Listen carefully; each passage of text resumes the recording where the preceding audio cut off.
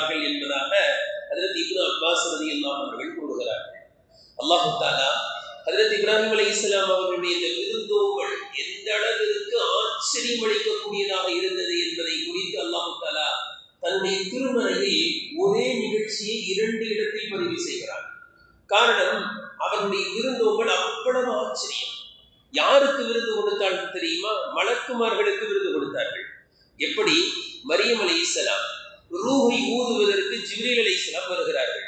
வந்தால் மனித தோற்றத்தில் தான் மலக்குமார்கள் சில சமயங்களில் காட்சி அளிப்பார்கள். மரியம் அலைஹிஸ்ஸலாம் பயந்துட்டாங்க. அன்னி ஆண் என்று நினைத்து இன்னி உஈது பிர்ரஹ்மான் இன் குன்த தகியா, அல்லாஹ்வுடைய அச்சம் இருந்தா இங்கிருந்து போயிரவே மிரட்டினாங்க. என்னடா மனிதன் என்று நினைத்துக் கொண்டு.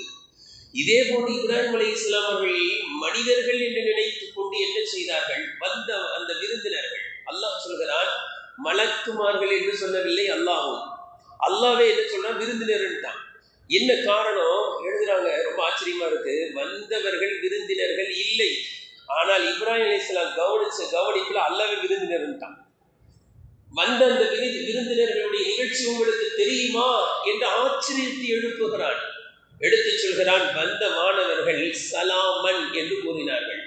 அரபு இலக்கணப்படி சலாமன் என்று சொன்னால் உங்கள் மீது அல்லாஹ்வினுடைய சாந்தி இப்பொழுது நிலவட்டும், இப்பொழுது என்ற கருத்து அதில் நுழைந்து கொள்ளும். அதற்கு பதில் சலாம் சொல்லும் பொழுது ஹஜ்ரத் இப்ராஹிம் அலைஹிஸ்ஸலாம் அவர்கள் சலாமுன் என்று சொன்னார்கள்.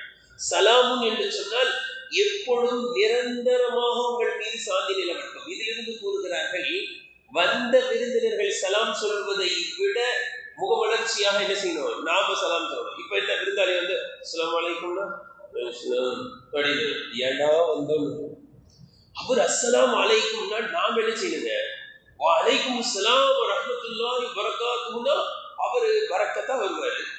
எனவே சலாம் சொல்லும் பொழுதே நம்முடைய சலாம் அவர் சொன்ன சலாமை விட எடுப்பாக இருக்க வேண்டும்.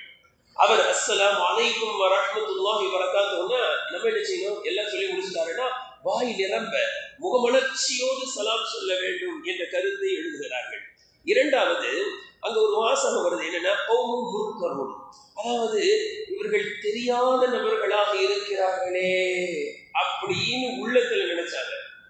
வந்தவர்கள் புது ஆளா இருக்கு, இது வரைக்கும் இவங்க வந்ததே இல்லையே, புது தோற்றம், ஏற்கனவே பழக்கம் இருக்க மாதிரி தெரியல, அந்த வந்தது யாருன்னே தெரியல அப்படின்னு உள்ளத்திற்குள் யோசித்தார்களாம். என்ன செய்யல?